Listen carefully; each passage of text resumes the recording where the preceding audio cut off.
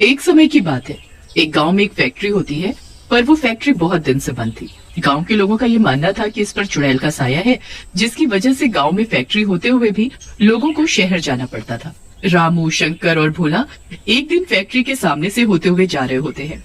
तभी रामू बोलता है, कितना अच्छा होता अगर ये फैक्ट्री चालू रहती, हमें गांव से बाहर जाकर काम नहीं करना पड़ता और हम भी अपने परिवार के साथ गांव में ही रहते। हाँ भाई, तुम बिल्कुल सही कह रहे हो। पर इस फैक्ट्री में काम करता कौन? वहाँ तो चुड़ैल का साया है। सब बकवास बातें हैं। आज तक किसी का कुछ बिगाड़ा है उस चुड़ैल ने? ये सब बस अफवाह है, अफवाह। कोई चुड़ैल वुड़ैल नहीं है फैक्ट्री में। ये सब बोलते हुए तीनों के तीनों अपने अपने काम पर निकल जाते हैं।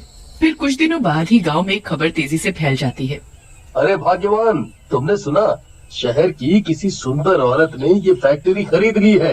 अब शायद हमें गांव में ही रोजगार मिलने लगेगा और सुंदरता भी रोज निहारने को मिलेगी।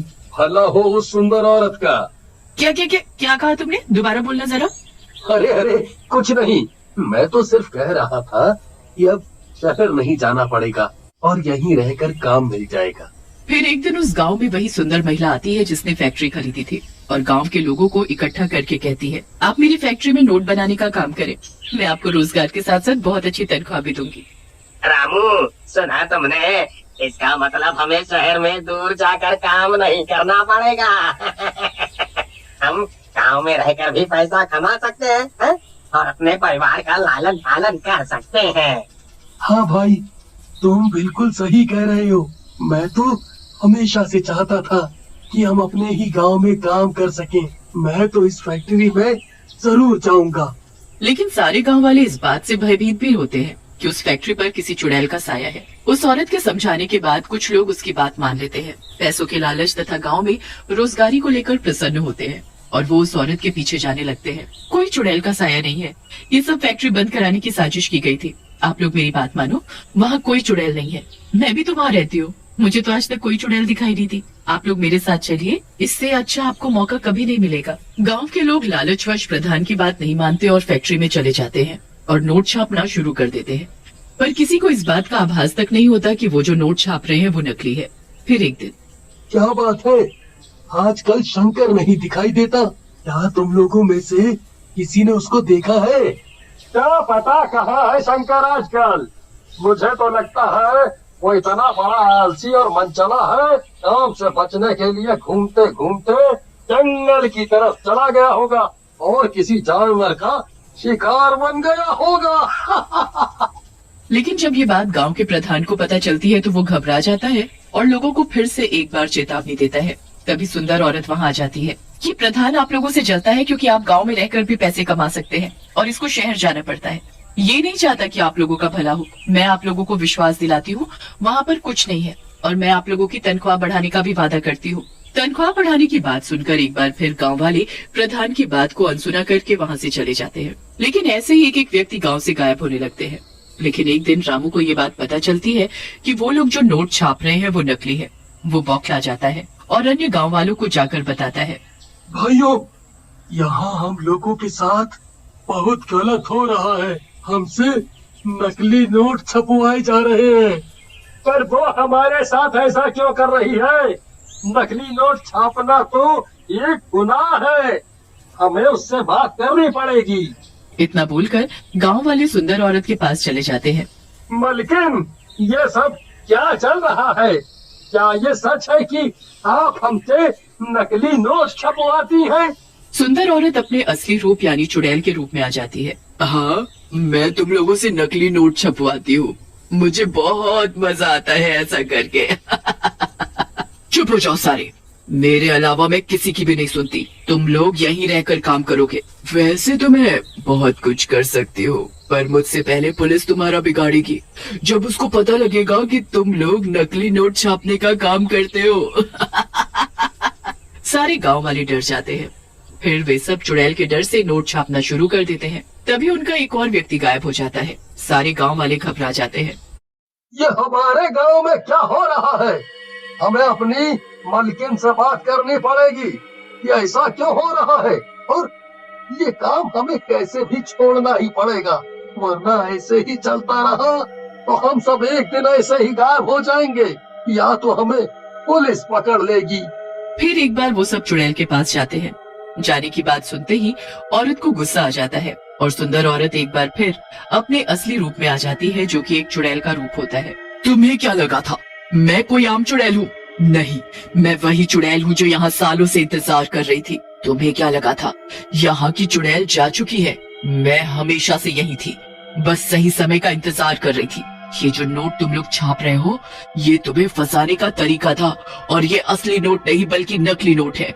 मुझे नकली नोट बेहद पसंद है। मैं अपना महल नकली नोटों से भरना चाहती हूँ। तुम लोग मेरी सहायता कर रहे थे नकली नोट छापकर भी, और मेरा भोजन बनकर भी। लेकिन उस चुड़ैल ने किसी को भी खाया नहीं होता, बस वो सबको एक एक करके कैद कर लेती है। जैसे ही वो कैद लोगों के पास पहुंचती है, वो लोग उससे पूछने लगते हैं, हमने तुम्हारी सारी बातें सुनी, तुम उन लोगों को क्यों डरा रही हो? तुमने हमें नहीं खाया तो तुम उनसे ये क्यों कह रही हो कि तुम हमें खा चुकी हो और बाकियों को खा जाओगी? क्या तुम हमें यहाँ से कभी नहीं जाने दोगी? चुड़ैल एक लंबी सांस लेती है और अपनी कहानी बताना शुरू करती है। मैंने तुम लोगों को कभी इसलिए नहीं खाया क्योंकि मैं इंसान नहीं खाती, पर हाँ, उन्हें दुख में देखकर मुझे बहुत अच्छा जरूर लगता है, क्योंकि तुम्ही जैसे लोगों ने मेरे साथ बुरा किया था। मेरा भी एक परिवार हुआ करता था, जिसमें मैं, मेरा पति और मेरी एक छोटी सी बच्ची रहती थी। मेरे पति ने अपनी सारी कमाई लगाकर इस फैक्ट्री को खरीदा था। फिर चुड़ैल के चेहरे पर एक मुस्कान फैली और उसने आगे की कहानी बतानी शुरू की। उन्होंने जब ये फैक्ट्री खरीदी तो मैं भी उनके साथ रहने इसी गाँव में आ गई। तब हम लोग इस फैक्ट्री के लिए कुछ लोग ढूंढने गए और अपने काम को करने के लिए कोशिश करने लगे। हम रोज लोगों को समझाते कि इस फैक्ट्री में काम करने से उन्हें रोजगार तो मिलेगा ही। हमारी बातें काफी लोगों ने मानी भी, पर जो यहाँ का प्रधान था उसको ये बात रास नहीं आई। अपने प्रधान जी? हाँ, वही तुम्हारा प्रधान, जो अपने आप को ज्यादा होशियार समझता है, जबकि उससे ज्यादा नाकारा और नामुराद आदमी दूसरा कोई नहीं है दुनिया में। चुड़ैल अपनी आंखें लाल करके सभी को घूरने लगती है, जिससे वहाँ पर फिर से भयानक सी शांति हो जाती है। सब डर के मारे चुप हो जाते हैं और वो चुड़ैल अपनी बात बोलनी शुरू करती है। मैंने उसी दिन ये फैसला कर लिया, जब तक मैं प्रधान को नहीं मारूंगी मैं यहाँ से कहीं नहीं जाऊंगी। मैंने अपनी बेटी को उसके मामा के घर भेज दिया और उससे उस दिन के बाद कभी नहीं मिली। उसके बाद मैं गांव में वापस आई तो गांव वाले से सुना कि प्रधान ने ये फैक्ट्री ये बोलकर बंद करवा दी है कि यहाँ पर किसी चुड़ैल का साया है। उसी से मुझे ये तरकीब सूझी और मैंने एक बाबा से संपर्क करके खुद को चुड़ैल रूप में विकसित करवाया और अब मैं यहाँ आई हूँ उस प्रधान से बदला लेने। लेकिन तुमने हमें कैद क्यों कर रखा है? इस उम्मीद में कि क्या पता गांव के लोगों के लिए चिंतित होकर कभी न कभी वो प्रधान भी फैक्ट्री आएगा। ऐसा बोलकर चुड़ैल अपने कमरे में चली गई और गांव वाले दोबारा अपने काम पर लग गए। फिर एक दिन पैसों के लालच में प्रधान का बेटा भी फैक्ट्री की तरफ आया और जैसे ही चुड़ैल ने उसको देखा, चुड़ैल के दिमाग में एक तरकीब सूझी। आज मैं अपना बदला जरूर पूरा करूंगी। वो तुरंत इंसानी रूप में आई और वो प्रधान के बेटे को देखते ही रोने लगी। हाय राम, अब मैं क्या करूं? क्या बताऊं? मेरी इतनी बड़ी फैक्ट्री है लेकिन इसको चलाने वाला कोई नहीं और मुझे मेरे शहर जाना है। समझ नहीं आ रहा है क्या करूं। तो तुम जाओ, मेरे पापा यहाँ के प्रधान हैं। वो तुम्हारी फैक्ट्री की देखभाल बहुत अच्छे से कर लेंगे। लेकिन वो तो मुझे जरा भी पसंद नहीं करते, तो वो मेरी फैक्ट्री का ध्यान क्यों रखेंगे? औरत अचानक फिर से अपने असली रूप में आ जाती है और जोर जोर से हंसने लगती है। आ गया ना तू भी मेरे झांसे में। और बोलती है, आज मैं तुझे भी खा जाऊंगी। जब देर रात तक प्रधान का बेटा घर नहीं पहुंचता तो प्रधान परेशान होकर गांव में उसको ढूंढने निकल गया। सब जगह ढूंढने के बाद आखिर में वो फैक्ट्री ही रह गई। मजबूरी में आकर प्रधान फैक्ट्री की तरफ अकेला ही चल देता है। चुड़ैल अचानक से प्रकट होती है और बोलती है, आखिरकार तू आ ही गया प्रधान। इतना बोलकर चुड़ैल प्रधान पर कूद जाती है और गला दबाकर उसको मार डालती है और फिर खुशी से चिल्लाने लगती है, मैंने अपना बदला पूरा कर लिया। आज मैं मुक्त हो गई। फिर वो सारे गांव वालों को भी मुक्त कर देती है।